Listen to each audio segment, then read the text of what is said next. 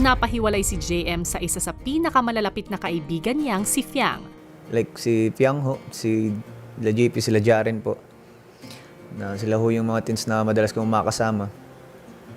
Nasanay ho ako na sa isang araw ko lagi nandyan ho yung bunganga ni Piang.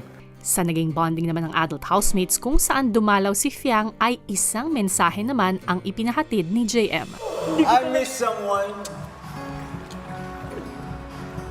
Sa bonding ding iyon ay ilang pag-amin ang naganap.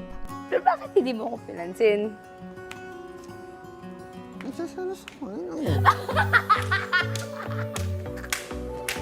Bakit? Inaamin din eh. May pag-asa ba si JM? Yes. Yes! Nagselos ka ba kay Piang? Ay, ay, ay! Sagutin mo, Dylan. Oh. Ay, ay! Matapos ang aminan, si JM tila mas naging vocal sa kanyang paghanga kay Jazz. Jasmine Halen, Dudley's Kills. I-complete name good. Deadly Scales. Dudley's Kiss. Jasmine Helen, Deadly Scales. Dudley ba?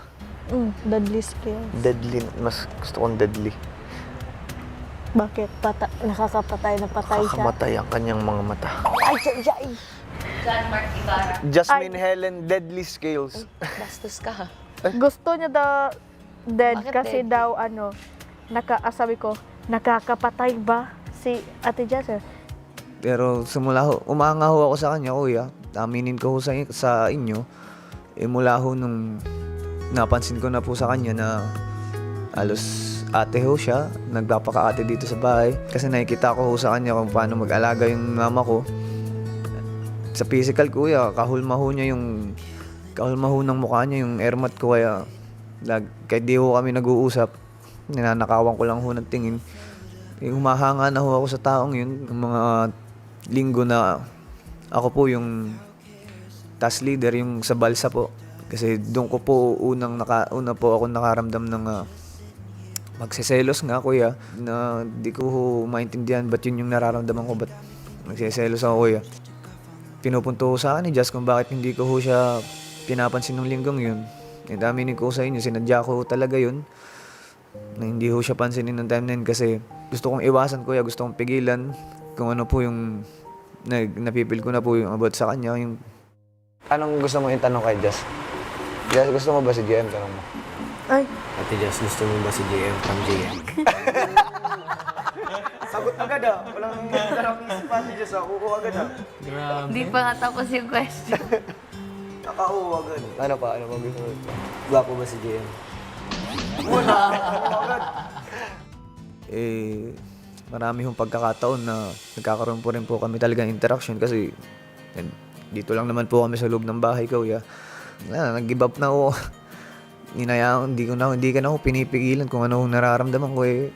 Sa ngayon, kuya, masasabi ko sa inyo na mahalagang tao sa akin si Jazz dito sa loob ng bahay niya, kuya. And kung magkaroon man ng pagkakataon sa labas na magpatuloy ho yung ganitong klase na interaction ho namin ni Jazz, paninindigan ko ho kung anong po nararamdaman ko dito, kuya. Nahiwalay man sa kanya sa linggong ito ay bukang bibig at lagi pa rin naalala ni JM ang kaibigan namang si Fiang. Bunga nga talagang babae niya. Walang pinipiling oras ng araw yan mga yan. No? Ang kulit ah. Buong araw. Buong araw maingay. Si Piang? Jaren. Piang? Kaya hindi ko na-miss si Piang. Si Piang lagi nangingibabaw yung boses eh. Si Piang po yan, simula ho dumating siya dito sa bahay. Hindi ko naman po yung na-expect na magiging ganun po kami ka-close. Hanggang sa lumalalim na ho yung napapag-usapan namin patungkol ho sa mga buhay-buhay namin, kuya. Hanggang sa, ayun lang, kuya. Bigla na lang ho kaming parang, alam niyo po, yung pakiramdam ng mag-best friend pa. Parang ganun, kuya. Nasabik lang ho ako kasi yung vibe ho niya same vibe lang din ho ng mga barkada ko sa lugar ho namin. And siguro na-touch lang ho ako nung gumawa ho siya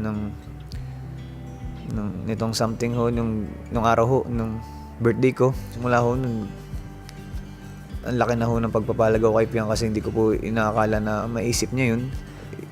pinakanaramdaman ko lang ho talaga kay Piang Kuya, dikit ho talagang kaibigan.